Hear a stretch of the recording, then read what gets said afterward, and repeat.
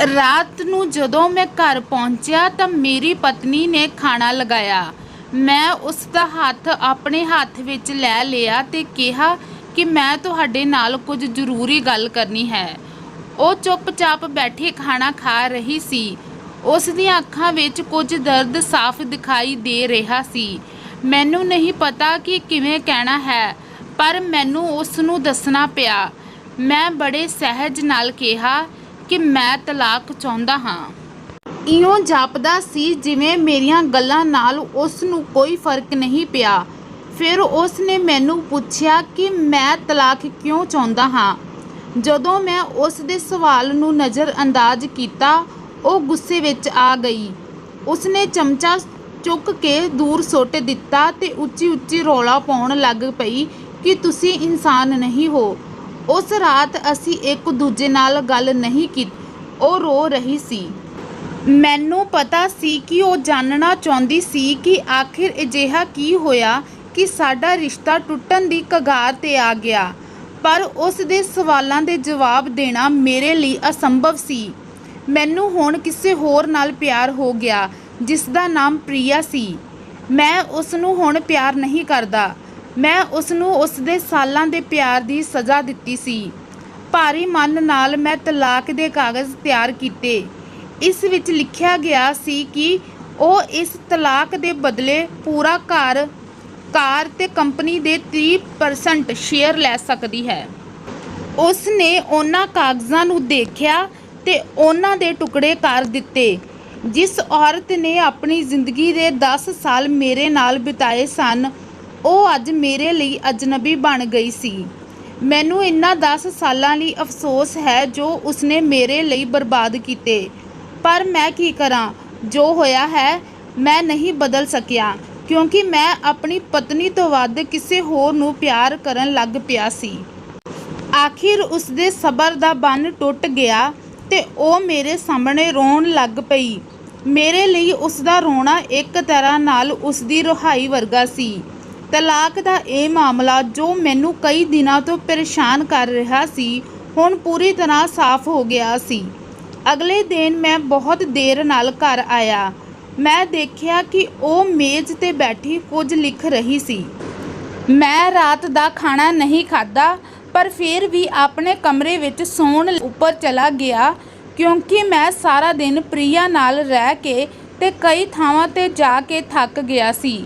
ਰਾਤ ਨੂੰ ਉਹ ਮੇਜ਼ 'ਤੇ ਲਿਖਦਿਆਂ ਸ਼ਾਇਦ ਉਹ ਸੌ ਗਈ ਸੀ। ਸਵੇਰੇ ਉਸ ਨੇ ਤਲਾਕ ਦੀਆਂ ਸ਼ਰਤਾਂ ਦੱਸੀਆਂ। ਉਹ ਮੇਰੇ ਤੋਂ ਕੁਝ ਨਹੀਂ ਚਾਹੁੰਦੀ ਸੀ। ਉਹ ਤਲਾਕ ਤੋਂ ਪਹਿਲਾਂ ਸਿਰਫ 1 ਮਹੀਨੇ ਦਾ ਸਮਾਂ ਚਾਹੁੰਦੀ ਸੀ। ਉਹਨੇ ਬੇਨਤੀ ਕੀਤੀ ਕਿ ਇਸ 1 ਮਹੀਨੇ ਵਿੱਚ ਅਸੀਂ ਦੋਵੇਂ ਵੱਧ ਤੋਂ ਵੱਧ ਪੁਰਾਣੀ ਜ਼ਿੰਦਗੀ ਦੀ ਤਰ੍ਹਾਂ ਜੀਵਾਂਗੇ, ਕਿਉਂਕਿ ਆਉਣ ਵਾਲੇ ਮਹੀਨੇ ਸਾਡੇ ਬੇਟੇ ਦੇ ਇਮਤਿਹਾਨ ਸੀ। ਉਹ ਨਹੀਂ ਚਾਹੁੰਦੀ ਸੀ ਕਿ ਸਾਡੇ ਟੁੱਟੇ ਰਿਸ਼ਤੇ ਦਾ ਉਸ ਦੀ ਪੜ੍ਹਾਈ 'ਤੇ ਅਸਰ ਪਵੇ। ਮੈਨੂੰ ਵੀ ਇਹ ਪਸੰਦ ਆਇਆ, ਪਰ ਉਹ ਕੁਝ ਹੋਰ ਵੀ ਚਾਹੁੰਦੀ ਸੀ। ਦਰਅਸਲ ਵਿਆਹ ਵਾਲੇ ਦਿਨ ਮੈਂ ਉਸ ਨੂੰ ਚੁੱਕ ਕੇ ਆਪਣੇ ਬੈੱਡਰੂਮ ਵਿੱਚ ਲੈ ਕੇ ਗਿਆ। ਇਸੇ ਤਰ੍ਹਾਂ ਉਹ ਚਾਹੁੰਦੀ ਸੀ ਕਿ 1 ਮਹੀਨੇ ਤੱਕ ਹਰ ਰੋਜ਼ ਮੈਂ ਉਸ ਨੂੰ ਚੁੱਕ ਕੇ ਮੁੱਖ ਦਰਵਾਜ਼ੇ 'ਤੇ ਲੈ ਕੇ ਜਾਵਾਂ। ਮੈਂ ਸੋਚਿਆ ਕਿ ਇਹ ਪਾਗਲਪਨ ਹੈ, ਪਰ ਇਨ੍ਹਾਂ ਆਖਰੀ ਦਿਨਾਂ ਨੂੰ ਥੋੜ੍ਹਾ ਬਿਹਤਰ ਬਣਾਉਣ ਲਈ ਮੈਂ ਉਸ ਦੀ ਸ਼ਰਤ ਨੂੰ ਸਵੀਕਾਰ ਕਰ ਲਿਆ। ਮੈਂ ਪ੍ਰਿਆ ਨੂੰ ਆਪਣੀ ਪਤਨੀ ਦੀਆਂ ਸਾਰੀਆਂ ਸ਼ਰਤਾਂ ਦੱਸ ਦਿੱਤੀਆਂ। ਉਹ ਹੱਸਣ ਲੱਗੀ। ਉਸ ਨੂੰ ਲੱਗਾ ਕਿ ਮੇਰੀ ਪਤਨੀ ਜਿੰਨੇ ਮਰਜ਼ੀ ਤਰੀਕੇ ਅਪਣਾ ਲਵੇ, ਤਲਾਕ ਤਾਂ ਹੋਣਾ ਹੀ ਹੈ। ਇਸ ਦੌਰਾਨ ਮੈਂ ਤੇ ਮੇਰੀ ਪਤਨੀ ਕਿਸੇ ਨੂੰ ਨਹੀਂ ਮਿਲੇ, ਪਰ ਉਸ ਦਿਨ ਜਦੋਂ ਮੈਂ ਪਹਿਲੀ ਵਾਰ ਉਸ ਨੂੰ ਚੁੱਕ ਕੇ ਗੇਟ ਤੱਕ ਲੈ ਕੇ ਗਿਆ ਤਾਂ ਸਾਨੂੰ ਦੋਨਾਂ ਨੂੰ ਬਹੁਤ ਅਜੀਬ ਲੱਗਾ। ਪਿੱਛੇ ਤੋਂ ਸਾਡਾ ਮੁੰਡਾ ਮੁਸਕਰਾ ਰਿਹਾ ਸੀ ਤੇ ਖੁਸ਼ ਵੀ ਸੀ। ਅਗਲੇ ਦਿਨ ਇਹ ਥੋੜ੍ਹਾ ਆਮ ਤੇ ਆਸਾਨ ਹੋ ਗਿਆ।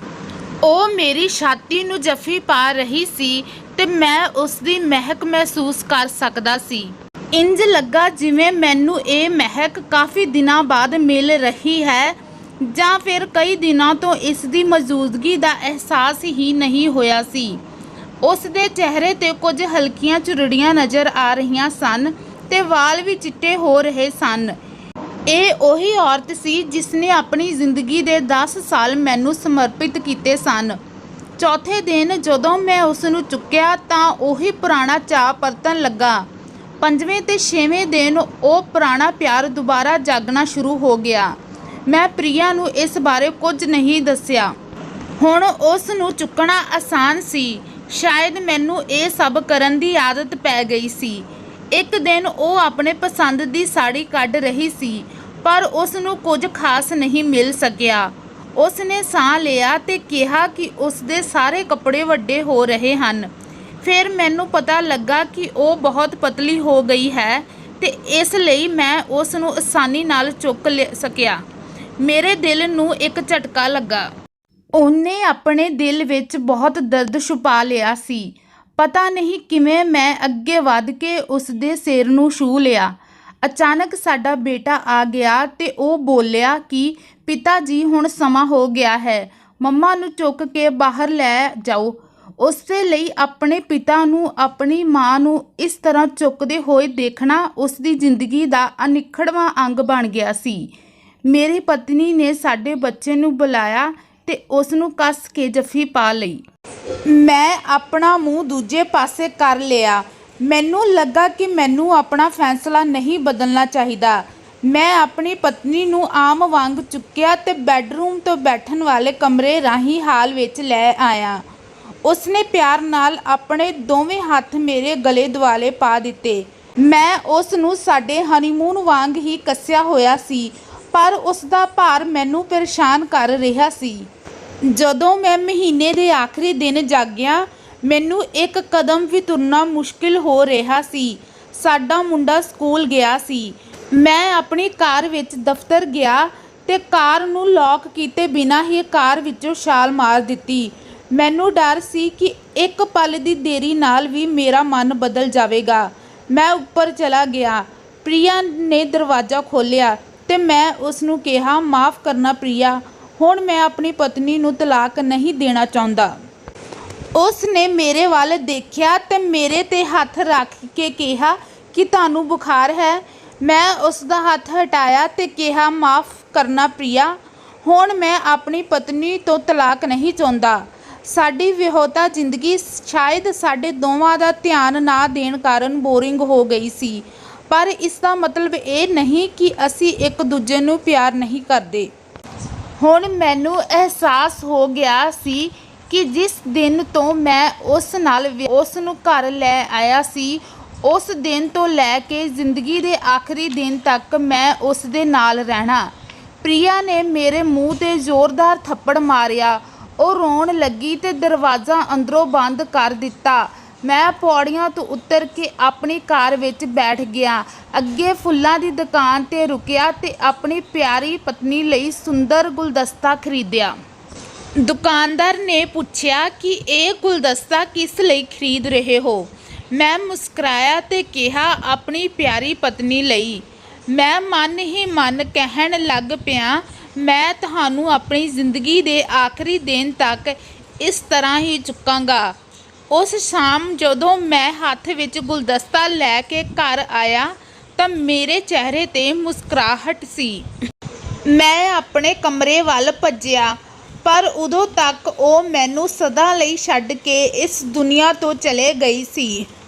ਉਹ ਕਈ ਮਹੀਨਿਆਂ ਤੋਂ ਕੈਂਸਰ ਨਾਲ ਲੜ ਰਹੀ ਸੀ, ਪਰ ਮੈਂ ਪ੍ਰਿਆ ਨਾਲ ਇੰਨਾ ਗੁਆਚ ਗਿਆ ਸੀ ਕਿ ਮੈਂ ਕਦੇ ਧਿਆਨ ਨਹੀਂ ਦਿੱਤਾ।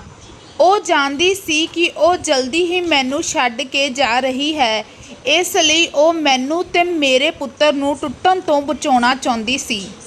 ਮੈਂ ਉਸ ਨੂੰ ਤਲਾਕ ਦੇਣਾ ਚਾਹੁੰਦਾ ਸੀ, ਪਰ ਫਿਰ ਵੀ ਉਸ ਨੇ ਮੈਨੂੰ ਆਪਣੇ ਬੱਚੇ ਦੀਆਂ ਨਜ਼ਰਾਂ ਵਿੱਚ ਪਿਆਰ ਕਰਨ ਵਾਲਾ ਪਤੀ ਤੇ ਪਿਤਾ ਬਣਾਇਆ। ਸੋ ਦੋਸਤੋ, ਜ਼ਿੰਦਗੀ ਵਿੱਚ ਛੋਟੀਆਂ-ਛੋਟੀਆਂ ਗੱਲਾਂ ਰਿਸ਼ਤਿਆਂ ਦਾ ਮਹੱਤਵ ਵਧਾਉਂਦੀਆਂ ਹਨ। ਵੱਡਾ ਘਰ, ਵੱਡੀ ਕਾਰ ਤੇ ਵੱਡਾ ਬੈਂਕ ਬੈਲੈਂਸ ਖੁਸ਼ੀ ਦਾ ਹਿੱਸਾ ਜ਼ਰੂਰ ਬਣ ਸਕਦਾ ਹੈ, ਪਰ ਆਪਣੇ ਪਿਆਰਿਆਂ ਤੋਂ ਬਿਨਾਂ ਇਹਨਾਂ ਦਾ ਕੋਈ ਮਹੱਤਵ ਨਹੀਂ। ਕਹਾਣੀ ਕਿਵੇਂ ਦੀ ਲੱਗੀ ਦੱਸਣਾ ਜ਼ਰੂਰ, ਤੇ ਇਸੇ ਤਰ੍ਹਾਂ ਦੀਆਂ ਹੋਰ ਵੀਡੀਓਜ਼ ਦੇਖਣ ਲਈ ਸਾਡੇ ਚੈਨਲ ਨੂੰ ਜ਼ਰੂਰ ਸਬਸਕ੍ਰਾਈਬ ਕਰਨਾ। ਹੁਣ ਮਿਲਦੀ ਹਾਂ ਇੱਕ ਨਵੀਂ ਵੀਡੀਓ ਦੇ ਨਾਲ, ਤਦ ਤੱਕ ਲਈ ਧੰਨਵਾਦ।